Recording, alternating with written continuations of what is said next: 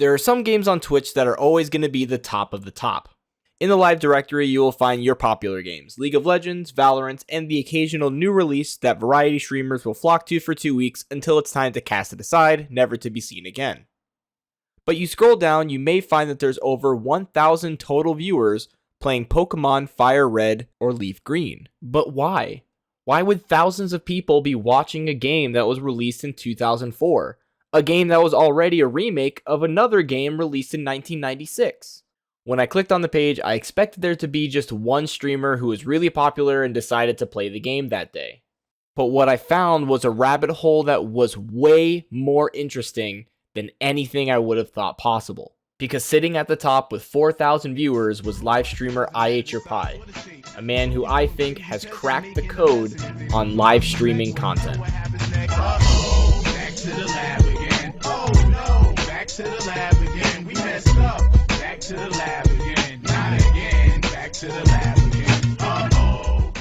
Despite commanding an audience of thousands of people, I is not somebody you're going to find on livestream fails, and definitely not walking through Mizkip's door anytime soon.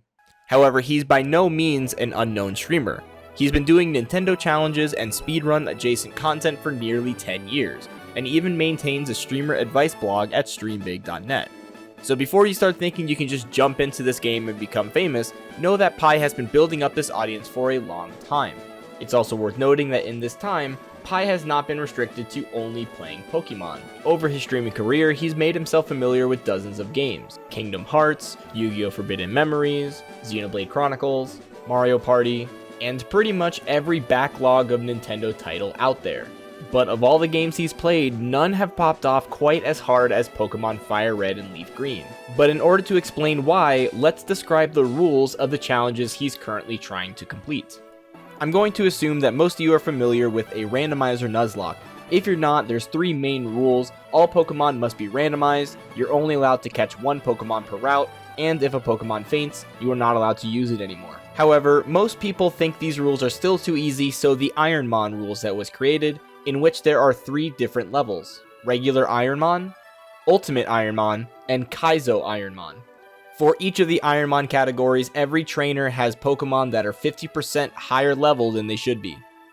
In Regular IronMon, all of the regular Nuzlocke rules apply, but also you are not allowed to use shops, you cannot grind off of wild Pokemon, and you are not allowed to use legendaries. For Ultimate IronMon, you have the additional rules: you are not allowed to leave a gym once you enter it, and you must defeat all trainers. You are not allowed to go into a dungeon more than once, so once you leave a cave, you cannot go back inside, and you are only allowed to have a max of 6 Pokemon for the entire run. For the bravest of Pokemon trainers, there is Kaizo IronMon, which is the topic of today's video. In Kaizo IronMon, you only have 1 Pokemon at a time. You are allowed to swap your main Pokemon, but any wild Pokemon you catch must be equal to or lower than the level you already have. You are not allowed to use any TMs unless you get it from a gym leader. You are not allowed to use any Pokemon with 600 or more base stat total. You are not allowed to use any healing moves. You are not allowed to kill any wild Pokemon at all. You may not use any healing items outside of battle. The only held items you're allowed to use are berries and evolution items. And you are not allowed to heal anywhere except for designated Pokemon centers, so you're not allowed to use the bed in the SSN. I may have left out a couple of rules, but if you're still curious on what the full rule set is, you can find it in the link down below. With such an insane rule set, it's easy to see why Pi has over 4,000 attempts in this challenge. But that's kind of the entire appeal of the stream. Any one of those runs could be the run, but when it takes 10 tries to even beat the first rival fight in the laboratory, you never know what's gonna happen. And on the flip side, anytime you have a good run, it can end at any time. When you have moves like Mirror Coat, Counter, Destiny Bond, Parasong, there's just so many things that can end the run on the spot. As a viewer, you just get this wonderful concoction of every emotion possible while you're watching the run. You get hope, you get doubt, you get fear, and then right when you think everything is going good,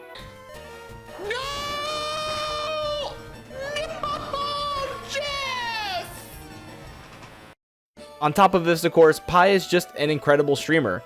There never seems to be any time where there's dead air. He's always talking about sports or food or giving commentary on the run, and just in general talking to chat in a way that makes them feel engaged and welcome in the community.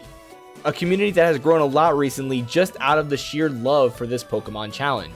It seems at any time of day there are people playing this game trying the same challenge for themselves. Maybe because they think they can get a 1-up on Pi by beating it before him, or more often than not, just because they enjoy the challenge. And this is why I call Kaizo IronMon the cheat code of live streaming. I mean, this is a game that Pi will stream for 12-15 hours a day with doing the same thing over and over again without getting bored. And it's only because there's this giant community behind him cheering him on, looking for run number 4,359 and then 4,360. Like it just keeps going on and on in a way that is always going to be relatable to a game that we all played while we were growing up. But if I'm also being real, I only watch so I can gamble my Pi bucks. Hashtag doubters. If you are interested in trying this challenge, I recommend clicking the link down below to take you to the rule set. Just please, for the love of God, do not ask anybody on the internet for a ROM.